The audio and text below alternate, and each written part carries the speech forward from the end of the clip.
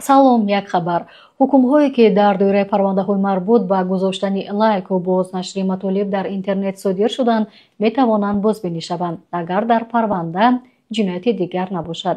дар ин бора Рустам Мирзозода, раиси Додгоҳи Олии Тоҷикистон, хабар дода таъкид намуд, ки қонунгузорӣ ин имконро пешбинӣ мекунад. ҳоло дар кишвар ҳудуди 1500 нафар бо ҷурми марбут ба писандидану бознашри матолиби мамнӯъ дар интернет зиндонӣ мебошанд. аммо раиси Додгоҳи Олии Тоҷикистон гуфт, то имрӯз касе барои бозбинии парвандааш муроҷиат накардааст. ҳастанд парвандаҳое ки дар баробари лайк дигар ҷиноятҳо низ содир шудааст. дар ин сурат нерӯи қонун татбиқ намешавад, гуфт Мирзозода.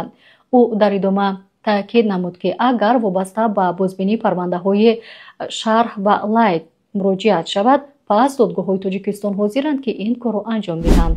Суперпро аз Z-Mobile 35 гигабайт интернет, 300 дақиқа дар дохили шабака, 200 гигабайт интернети шабона ва имкони интихоби якбора 2 суперқувва.